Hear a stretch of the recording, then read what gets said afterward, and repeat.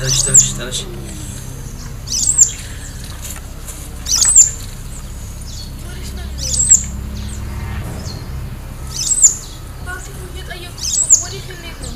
ሉሊት እስኪ ዝም በባለ ተባባይ በቃ ዝም በይ እንዴት ዝም እላለሁ ቆይ ምን ለማድረግ እየሞከርክ ነው ዝም በይ አልኩሽ አይደል እስኪ ዝም በይ አልልም እኔ በጮኩ ቁጥር ጭንቅላት ላይ የሚሰማ ድምጽ አለ አይደል የምን ድምጽ የጥፋተኝነትና የጸጸት ምንድነው ያጠፋሁት ደሞስ በምንድነው የምትጸጸተው አንቺ ልጅ እኔ ላይ ባደረከው ግፍና አሁንም እያደረክ ባለው ነገር አንቺን የሞገስ መጫወቻ ከመሆን ስላዳንኩሽ እኔ ማዘን አለብኝ ቆይ ያዳንከኝ ለምንድነው ስላዘንክልኝ እንደዛ ብዬ እንዳስብ ነው ለምን አታስብ ምክንያቱም እሱ ሊያደርገው የነበረውን ነገር አንተ ደጋግመህ ሞክረው ነበር እሱ ያለፈ ጉዳይ ነው አሁን ላይ ግን ልታመሰግኘኝ ነው የሚገባው ባንቴሮ ራስን እንደምንድን ነው የምታየው ባክሽ አትፈታተኝ ይሄ መነዛነዝሽን አቁም ስማችሁና መልካችሁ ተለያየ እንጂ አሁንም በሌላኛው አውሬ ላይ ነው ያለሁት አንቺን ከዛ አደጋ ስላዳንኩሽ ነው አውሬ ሆንኩት ማ ባንቴሮ ሉሊትን ይዟት ተሰውራል ነው የምትለኝ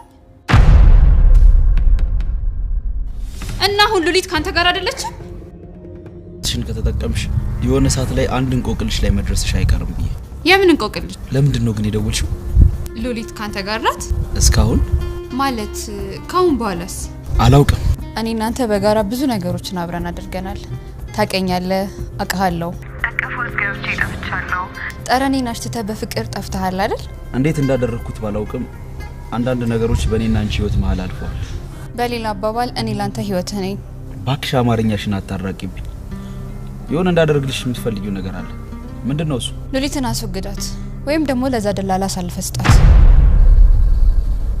ያውሻ ሊደፍራት ነበር በገዛ ፍቃዴ ነው ከሞገስ ያዳንኩት ምንም ነገር ባደርግ ያንቺን ፍቃድ አልጠይቅም እንደ ጠላኸኝ አውቃለሁ ግን እባክህን እቺ ልጅ ተመልሳ ደጅ እንድትረግጥ አልፈልግም ዴቪድ ልትፈነግየው ነበር ምናልባት በልብሽም ይሄንን ነገር እያሰብሽው ነበር ስለዚህ የሉሊት መምጣት ያን ያህል ሊያስጨንቅሽ አይገባም ሰላም እንዴት ናችሁ ወደ ቻናሌ ቤተሰቦች እንኳን ወደ ቻናሌ ሰላም መጣችሁ እንግዲህ የትንሿ ሙሽራ ድራማ ሉሊት በባለፈው ክፍል እንግዲህ እንደታገተች ሁላችንም እናውቃለን አግብቷት የነበረው ሰውዬ በሰዎች በማፈላለግ በውሸት ታሪክ መልሶ ሊወስዳት ሲል እንግዲህ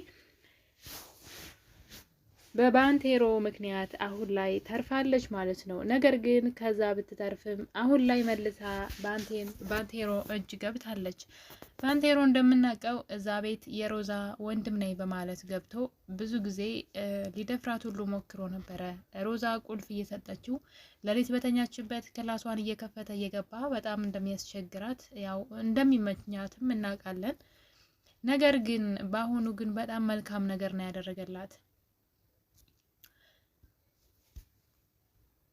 እንግዲህ ታግታ በሮዛ ምክንያት ነው ልጅቷ የታገተችው ሮዛ ለገንዘብ ብላ ነው አሳልፋ የሰጠቻት በርግጥ ሮዛ የገዛ ባሏን ዴቭን ፈንግላ ያንን ባለ ሀብት ለማግባት እየቋመጠች ነበር ሉሊትን ለጊዜው ይዛት ብትሄድም ነገር ግን ለሉሊት ባል እንዲሆን ሳይሆን እሷ ልታገባው ራሷ ነበር የፈለገችው ነገሩ ግን እሷ እንዳሰበችው ሳይሆን ነገሩ ሁሉ ድራማ ሆኖ ነው ያገኘችው ምክንያቱም ደግሞ እሷ የሰማችው የሉሊት የድሮ ያባቷ ጓደኛ ምናልባትም ያባቷን ንብረት ሁሉ ይዞ ከሀገር ወጥቶ እንደነበረና በዛም ምክንያት የሉሊት ቤተሰቦች ድህነት ላይ እንደወደቁ አሁን ላይ ደግሞ ሉሊትን በእድሜ አያት የሚሆናት ሰውዬ ለአባቷ በጣም ብዙ ገንዘብ ያበደረውና ከዛ ግን ባራጣ ስላበደረው ገንዘቡን መመለስ አልቻለም አባቷ ስለዚህ ልጅ እንዳርልኝ ብሎ ልጁን እንዲድርለት ያደርጋል ያኔ ነበረ ሉሊት እንግዲህ ገና 19 አመት እየሆናት እያለ ነበረ ዩኒቨርሲቲ መሄድ እያለባት ነገር ግን አባትየው በዳ ስለተያዘ ልጁ ሊድርለት ለዛ ሽማግሌ እንግዲህ ይድርለታል እንጂ በሰርጓ ቀን ነው እንግዲህ ዴቭ ደግሞ በስራ ምክንያት በየክፍለ ሀገሩ ይሄድ ስለነበረ እቺ ልጅ ያለ እድሜዋ ከአኩያዋ ካልሆነ ሰው ጋር ትዳር ስትፈጽም ስላየ ልጅቷን በሰርጓ ቀን ሰርቆ ይዟት የመጣው ማለት ነው ነገር ግን አሁን ላይ ግን ታሪኩ ተቀይሮ ያ ገንዘባቸውን ሁሉ ሰርቆ ወይም ደግሞ በብድር መልኩ ወስዶ ከሀገር የወጣው ሰውዬ ተመልሶ እንደመጣና አሁን ላይ የሉሊትን ቤተሰቦች ሊክሳቸው እንደሚፈልግ እሱ ደግሞ በሉሊት በኩል ሊደረግለት እንደሚችል ወይም ደግሞ ሉሊት እንድታግባባለት አይነት ነገር የወሰደውን ንብረት ሁሉ ሊመልስ እንደመጣ ነበረ የተነገረው። ያ ሁሉ ግን ድራማ ነበረ። ለዛ ነበረ ሮዛ እንግዲህ ባሏን ሳይቀር ክዳው ያንን ባለሀብት ራሴ ነኝ ማገባው በማለት በነገራችን ላይ ሮዛ በዴቭ አትተማመንም። ለምን? በጣም ውልጭ አለች አጭበርባሪ ውሸታም ሴት ስለሆነች አንድ ቀን ዴቭ እውነቱን ሲያቅ ከዚህ ቤት መንቅሮ ያስወጣኛል ብላ ታስባለች። እዚህ ቤት ምንም አይነት ንብረት የላትም። ምንም አይነት አለኝ የምትለው በባንክ የነበራትን ገንዘብ ሁሉ በባለፈው ክፍል ካስታወሳችሁ ሮዛና ባንቴሮ ተመካክረው ትንሿን ሙሽራ እንግዲህ ሉሊትን ከባህር ማዶ ለማሻገር ወደ አረብ ሀገር በበረሃ ነው አይደል የሚባለው፣ በዛ እንድትሄድ እንግዲህ አድርገው ነበረ። እስከ ሱዳን ድረስ ሄዳለች በህገ ወጥ መንገድ ማለት ነው። ያኔ ነበረ ለባንቴሮ ያላትን ገንዘብ ሁሉ አውጥታ የሰጠችው እና በቃ ተገላገለች። ከዚህ በኋላ ሉሊት የምትባል ሴት ወደ ህይወት ያትመጣም፣ ባንቴሮ ደግሞ ያን ሁሉ ገንዘብ ይዞ ከህይወት ይወጣም ብላ ከዚህ በኋላ በትዳር የምናደድበት ሰው አይኖርም፣ ስለዚህ ማጣው ነገር የለም ብላ ነበረ። ነገሩ ግን እሷ እንዳሰበችው አልሆነላትም። ባንቴሮም ተመልሶ መጥቶ እሷኑ ዴቭን ፈተሽ እኔን ካላገባሽ ጉድሽን አወጣዋለሁ እያለ ያስፈራራታል። ሉሊትን ደግሞ እንግዲህ ዴቭ ሱዳን ድንበር ድረስ በመሄድ ነፍሷን አድኖላታል። በበረሃ በስደት ከመሄድ ወይም ደግሞ በህገወጥ መንገድ ከመሄድ አድኗታል። ተመልሳ ወደ ቤት መጥታለች እና ሮዛ አሁን ላይ ባዶ እጇን ናት። ገንዘብ የሚባል እንኳን እዛ ቤት አንድ ሚስጥሯን ዴቭ አውቆ መንቅሮ ቢያስወጣት አንዳች ነገር እንኳን የላትም። ያላትን ሁሉ ለባንቴሮ ስለሰጠች ነው ሰውን ለመጉዳት ብላ። እንግዲህ በነገራችን ላይ አንዳንድ ጊዜ ልብ ብላችሁ ከሆነ ያው ድራማዎች፣ በጣም ብዙ ድራማዎች ዩቲዩብ ላይ ያሉ ትንሽ ክፋትን ነው አብዝተው የሚያሳዩን። ክፋት፣ ተንኮል እንዴት እንደ እሱን ነው በጣም የምናየውና ነገር ግን አይታችሁ ከሆነ ክፋት የሚሰሩ ሰዎች ያ በሰሩት ክፋት በራሳቸው በማሱት ጉድጓድ ዙረው ራሳቸው ሲገቡበት ነው የምናየው። የሚገርመው ነገር ማለት ነው ራሳቸው ሲገቡበት። ሮዛ ሉሊትን የጎዳት መስሏት ያልቆፈረችው ጉድጓድ የለም። ራሷን ነው ሲጎዳ ያየ ነው። ራሷ አንድ እንኳን ፋይዳ የሰራችው ነገር የለም። ገንዘቧን ከሰከሰች፣ ለባሏ ታመነታዋን አጣች። በመጨረሻ ላይ እንግዲህ ያ በማሰችው ጉድጓድ ራሷ ትገባለች ማለት ነው። እና ለራሷ ነው ይሄ የምትሰራው የምታጠራቅመው ግፍ ሁላ ተጠራቅሞ ራሷን ነው ወይም ደግሞ ራሳቸውን ሲጎዳ ስናይ ይሄ ጥሩ ነው። ግን በጣም ክፋት ደግሞ ይበዛል። እንግዲህ የምናያቸው ድራማዎች ላይ ብዙ የፍቅር ድራማዎች ምናምን እያየን አይደለም። በጣም ክፋት የበዛበት ባሏን ስትጎዳ፣ ሚስቱን ሲጎዳ፣ በባሉ ላይ እንደዚህ ሲያደርግ በቃ እንደዚህ ናቸው በጣም የሚበዙትና አንዳንድ የፍቅር ፊልም ብትሰሩልን፣ ፍቅር የሚሸት መልካም ነገር ብትሰሩልን፣ አእምሯችንም ያው ያየውን ነገር ነው እንግዲህ የሚኖረው አይደለ? ደጋግመን የምናየውን ነገር ልንተገብረው ስለምንችል ጥሩ ነገር ብታስተላልፉ። በዚህ አጋጣሚ አብዛኛው የዩቲዩብ ድራማዎች በተንኮል በክፋት ነው። በቃ እንጀራ እናቷን የባሏን እናት በተለይ ደግሞ የቤት ሰራተኛዋ እህቷ እንትኗ እንደዚህ በቃ የሆነ የማይሆን ነገርን ነው ደግሞ የሚያደርጉትና እንደዛ ባይሆን መልካም ነው ላለው እና ሮዛ እንግዲህ ሉሊትን ከሸጠቻት በኋላ ያኔ ሽጣት አይደለም በነገራችን ላይ በሷም በኩል ገንዘብ ማግኘት ፈልጋለች።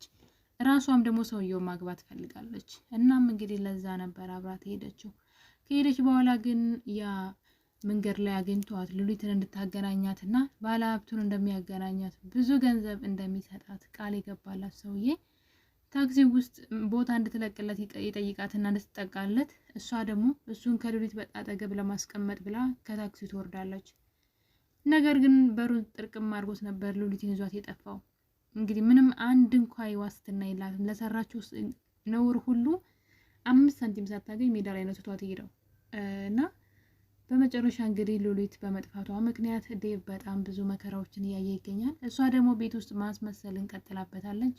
ምናልባት ቤተሰቦቿ ጋር ሄዳ ይሆናል እንደዚህ ሆና ይሆናል እያለች አሁንም ድረስ ማስመሰሏና ክፋቷን ቀጥላበታለች። ነገር ግን ያኔ ቤታቸው ሆኖ ሊደፍራትና ብዙ ስቃይ ሲያደርስባት የነበረው ባንቴሮ ተከታትሎ ሰውየውን እንግዲህ ሉሊትን ሰውየው ሊደፍራት ሲል ደርሶ ነው ያዳናት። እሱም ብቻ አይደለም አሁን ላይ ግን እሷን እየጠበቃት ይገኛል። ይህን ነገር እንግዲህ ሮዛ ትሰማለች። ልጅቷ ከሰውየው እጅ አምልጣ ግን ባንቴሮ የቀድሞ ባለቤቷ እጅ ላይ እንዳለች ስታውቅ በጣም ብዙ ገንዘብ እንደምትሰጠውና በቅርቡም ዴቭን ፈትቼ ካንተ ጋር ሆናለሁ፣ ሉሊትን ግደላት አለችው። ሉሊትን ግደላት ማለት እሷ በህይወት ካለች ያው ዴቭ ሚስጥሩን ያውቃል፣ ቃውቶ ነው የሚወረውረው። ስለዚህ እሷን ግደላት፣ ካንተ ጋር ሆናለሁ፣ የፈለከውን ገንዘብ ግን በቅርቡ ሰጣለሁ ስትለው እንግዲህ ያየን ነው። እና በመጨረሻም እንግዲህ ምንድነው ምን ያጣ ምን ያድርጋ ነው የሚባለው የእንትን ነው ይሄ ምንድነው አቅሟ አልቋል ማለት ነው። አሁን ላይ ሁሉ ነገሯ ግልጥ ብሎ እየወጣባት ነው። ጉዷ ሁላ ባሏን የዋሸችው የቀጠፈችው ታሪኳ ሁላና የሞት ሞቷን እየታገለች ያለች ትመስለኛለች። ጭራሽ ሉሊትን እንዲገልላት እንግዲህ ባንቴሮን እየጠየቀች ትገኛለች በቀጣይ ክፍል። እሱ ግን ተስማምቷል በሐሳቡ፣ ምንም ችግር የለውም አስወግዳታለሁ፣ መጀመሪያ ግን ከበድ ያለ ገንዘብ ፈልጋለሁ፣ ከዛ ደግሞ ባለቤትሽን ፈተሽ ከኔ ጋር እንድትሆኝ ፈልጋለሁ፣ ከዛ ልጅቷን ገላታለሁ እያለት ነው እንግዲህ። ባንቴሮ እየቀለደ ሌላ ድራማ እየሰራ ይሆናል እንጂ በፍጹም ሉሊትን ለሷ ብሎ ይገላል ብዬ አላስብም። በቀጣይ ክፍል በክፍል 18 ላይ እንግዲህ ባንቴሮ ለሮዛ ቃል እንደገባላት ሉሊትን ይገላት ይሆን ወይስ አውቆ እየሸወዳት ይሆን? አብረን የምናይ ይሆናል። እስከዛ ግን ሐሳብ አስተያየታችሁን ኮሜንት ላይ ማስቀመጥ ትችላላችሁ። ለዛሬ ስለነበረን ቆይታ አመሰግናለሁ። ቸር ቆዩልኝ።